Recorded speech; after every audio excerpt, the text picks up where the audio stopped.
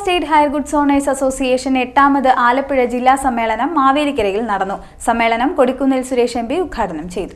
Kerala state hire goods owners അസോസിയേഷന്റെ 8ാമത് ആലപ്പുഴ ജില്ലാ സമ്മേളനം മാവേലിക്കരയിൽ നടന്നു. സമ്മേളനത്തിന് മുന്നോടിയായി മാവേലിക്കര നഗരത്തിൽ പ്രകടനവും സംഘടിപ്പിച്ചു. ടൗൺ ഹാളിൽ നിന്ന് തുടങ്ങിയ പ്രകടനം നഗരം ചുറ്റി സമ്മേളന നഗറിൽ സമാപിച്ചു.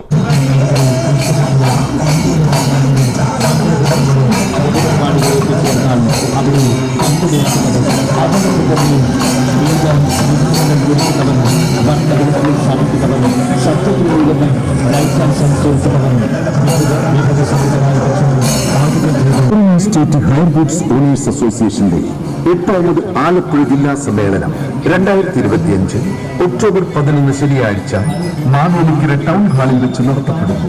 രാവിലെ 9 മണിക്ക് KSHGA പ്രസിഡന്റ് ശ്രീ സുനിൽ കറുകത്തറ 9:30 പ്രകടനം 11:30 അസോസിയേഷൻ ആലപ്പുഴ ജില്ലാ പ്രസിഡന്റ് ശ്രീ സുനിൽ കറുകത്തറയുടെ അധ്യക്ഷതയിൽ കൂടുന്ന പൊതുസമ്മേളനത്തിൽ അസോസിയേഷൻ ആലപ്പുഴ ജില്ലാ ജനറൽ സെക്രട്ടറി ശ്രീ സജികുമാർ ഭരണശ്ശേരി ബഹുമാനപ്പെട്ട കൃഷ്ണകുമാരി ശ്രീ മുഖ്യപ്രഭാഷണം നടത്തി.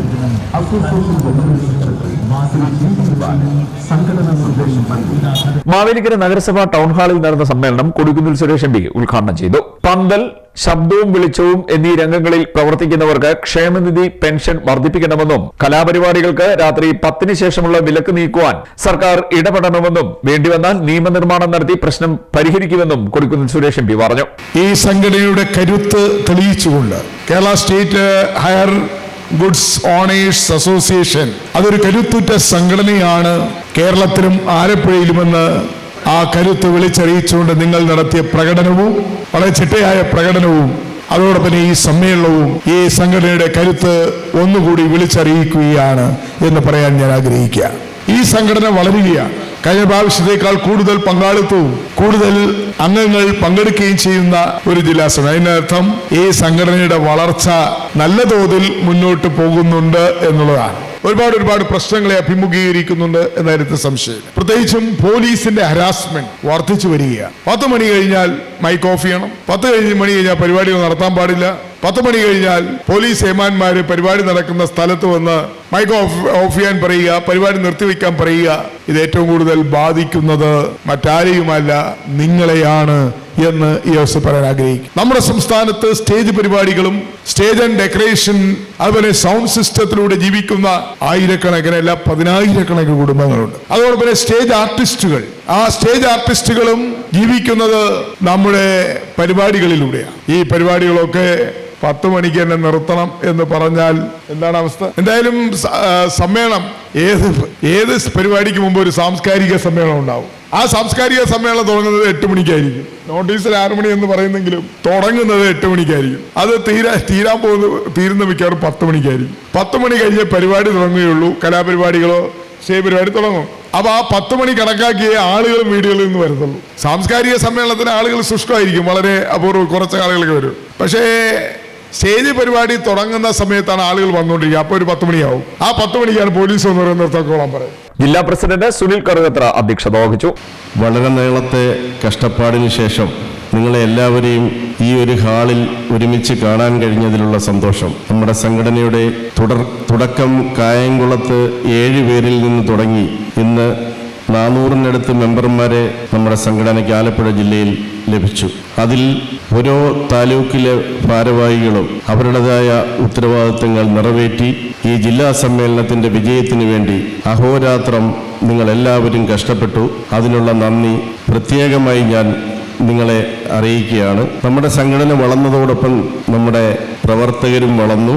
ഇനിയുള്ള ഈ കാലഘട്ടത്തിൽ ഈ ഇരിക്കുന്ന എല്ലാവർക്കും നമ്മുടെ സംഘടനയുടെ തലപ്പത്തേക്ക് വരാനുള്ള ഒരു അവസരമാണ് ഈ ജില്ലാ സമ്മേളനം. ഈ സമ്മേളനത്തിൽ നിങ്ങൾക്ക് എല്ലാവർക്കും അതിനുള്ളൊരു അവസരമുണ്ട്.